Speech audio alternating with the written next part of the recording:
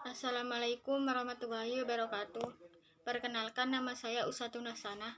Di sini saya akan mempresentasikan hasil kerja saya yang berjudul Media Dakwah Syekh Abdul Wahab Rokan dalam Mensiarkan Islam di Babus Salam, Kecamatan Padang Tualang, Kabupaten Langkat, Sumatera Utara. Langsung pada penjelasan. Media dakwah merupakan indera atau wahana yang dipakai buat berdakwah menggunakan tujuan agar memudahkan penyampaian pesan dakwah pada mad'u. Tanpa adanya media yang sempurna pada proses penyampaian pesan dakwah, apa yang sebagai tujuan dakwah tidak akan tercapai dengan baik. Dalam penyampaian dakwah poli alternatif yang biasa dipakai menjadi media dakwah, yakni menggunakan cara tulisan, verbal, dan akhlak. Sebagai orang yang berbagi kepercayaan Islam, media dakwah sangatlah diharapkan pada mempertinggi keberhasilan dakwah yang dilakukannya. Kehadiran Syekh Abdul Wahab Rokan pada Langkat membawa rona baru pada perkembangan Islam pada Langkat. Ia mengajarkan dan menyebarluaskan tarekat Naqsabandiyah, yakni acap kali dianggap menggunakan bersuluk, yang adalah salah satu cara untuk beribadah. Sehingga perkembangan Islam semakin akbar menggunakan ajaran yang diberikan Syekh Abdul Wahab Rokan. Berikut media-media dakwah Syekh Abdul Wahab Rokan. Yang pertama, kentongan. Kentongan dipakai Syekh Abdul Wahab Rokan menjadi media dakwahnya pada Babus Salam, menjadi penanda ketika sholat akan segera tiba. Kentongan ini terbagi sebagai dua, yaitu bernamakan naksus dalam dan naksus luar.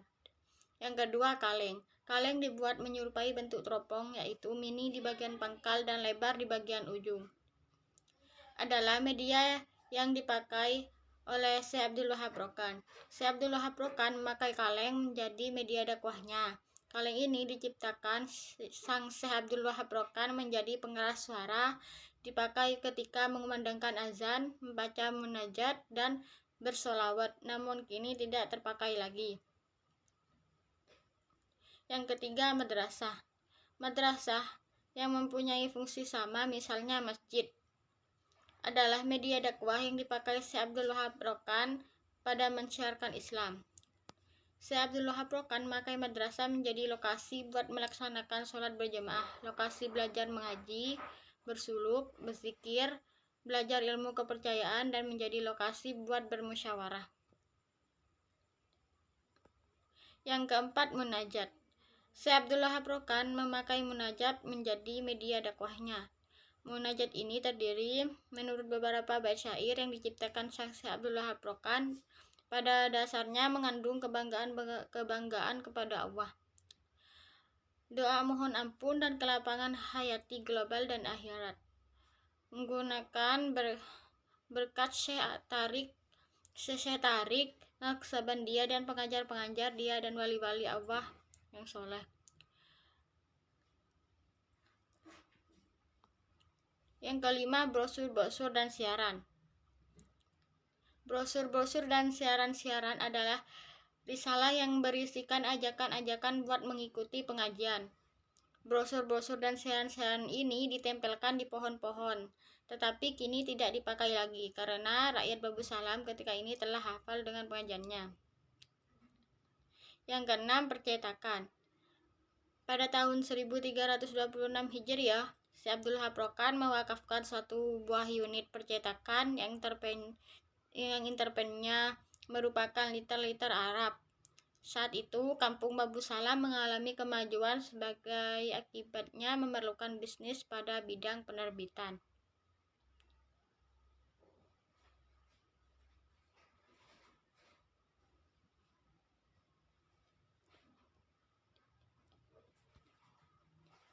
Yang ketujuh, pertanian dan peternakan. Syekh Abdul Wahab Rokan menciptakan bidang pertanian dan peternakan menggunakan tujuan supaya penduduk Babus Salam menerima kesejahteraan pada bidang perekonomian atau mempertinggi tingkat hayati penduduk Babus Salam. Sebagai akibatnya bisa memajukan kampung Babus Salam supaya hayati tidak tergantung pada orang. Ialah haruslah berusaha mengajarkan pada warga Babus Salam lain buat bersedekah melalui sebagian menurut output panen. Yang kedelapan, kurir atau utusan. Kurir atau utusan dipakai Syekh Abdul Wahab Rokan menjadi media dakwahnya dalam masa itu.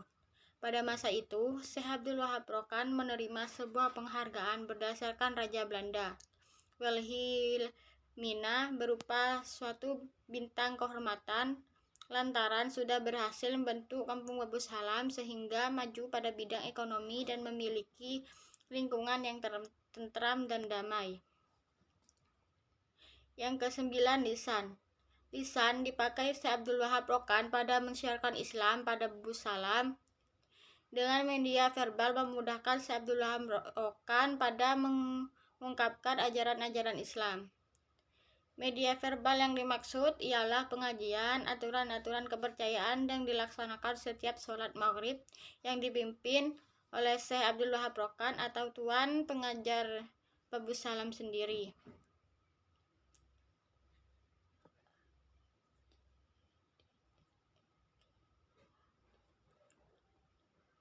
Yang ke-10, kitab atau buku. Kitab adalah media dakwah yang dipakai Syekh Abdul Wahab Rokan pada mensiarkan Islam pada Babu Salam. Melalui buku-buku, Syekh Abdul Wahab Rokan mengajarkan ilmu-ilmu kepercayaan pada para murid-muridnya. Yang ke-11, akhlak. Akhlak sebagai media dakwah primer yang dipakai Syekh Abdul Wahab Rokan pada mensiarkan Islam.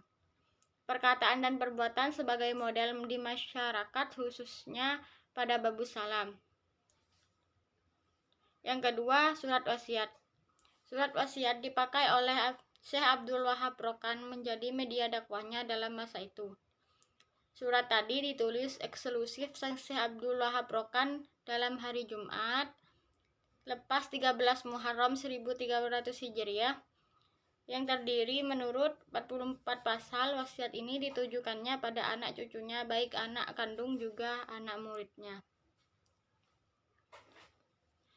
Jadi kesimpulannya, media dakwah adalah hal yang krusial menurut proses penyampaian pesan dakwah. Apapun media dakwah yang dipakai Syekh Abdul Wahab Rokan antara lain media kentongan, media kaleng, media madrasah, media munajat, media brosur-brosur dan siaran, dan sebagiannya. Penggunaan media yang sempurna bisa mensugesti imbas yang akan ditimbulkannya.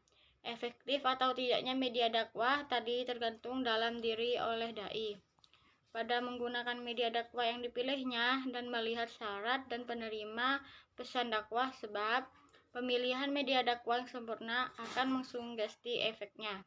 Sekian presentasi saya. Jika ada kesalahan, mohon maaf. Wassalamualaikum warahmatullahi wabarakatuh.